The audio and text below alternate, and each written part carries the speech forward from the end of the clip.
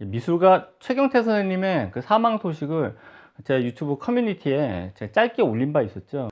이 영상은 그 사망 소식을 접하고 장례식에 조문을 간 그런 후기 영상입니다. 일종의 영상 부고라고 할 수 있어요. 이 영상은 그분의 작품 세계를 약수라는 영상이 아니고, 그분하고 제가 뭐 같이 있었던 지난 사진 기록이라든지 그분의 작품이 대부분 19금 이상이 많기 때문에 그거 걸리면 안 되잖아요. 그래서 19금에 걸리지 않는 작품들을 그 배경에 종종 깔았습니다.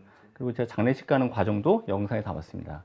장례식장은 강화도에 있는 서해 장례문화원이었는데요. 장례식장에 딱 들어가 보니까 최경태 선생님이 1957년생, 우리나라 나이로 65세죠. 그러다 보니까 동년배 고령의 조문객들이 되게 많았어요. 그래서 저랑 제가 데려간 30대 작가들 2명이 가장 나이가 어린 축에 속했어요.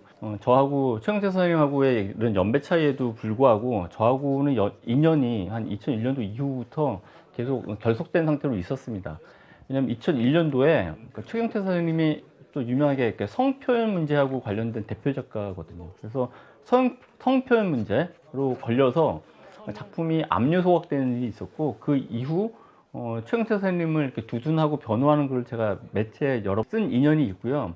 그리고 그분이 2011년도에 드로잉 개인전을 열 때 전시 서문을 저한테 부탁해서 전시 서문을 쓴 인연도 있고요.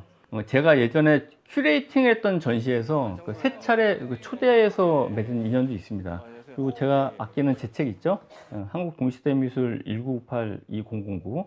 이 책은 각 장마다 대표 작가 2명의 초상사진을 쓰거든요. 근데 2001년도를 다루는 파트의 주제가 성표현하고 검열이에요.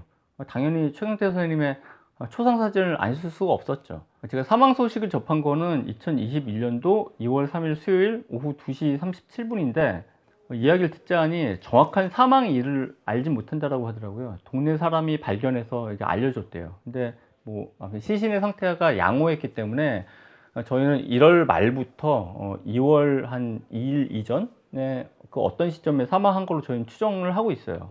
저는 사망 소식에 별로 놀라지 않았는데요. 제가 작년 2020년도에만 강화도, 이분이 강화도에 사세요.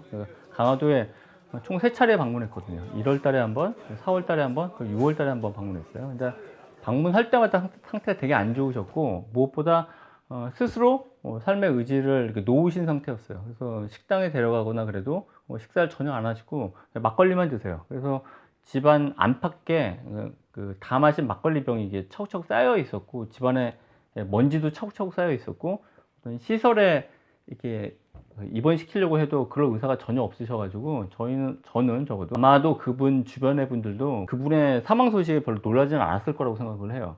제가 작년, 그러니까 2020년도 12월 8일 날 서울의 어떤 갤러리에서 그분 집에, 강화도 집에 가끔 왔다 갔다 하면서 도와주신 동료 작가가 한 분 계세요. 그러니까 그분을 우연히 만났어요. 저랑 연락하는 분은 아닌데 이분한테 연락처를 받았죠. 왜냐면 불안해서 어떤 일이 있으면 연락을 받으려고. 근데 그분한테 연락이 온 거예요. 올해 2월 3일 날 전화벨이 울리더라고요. 그래서 알았죠.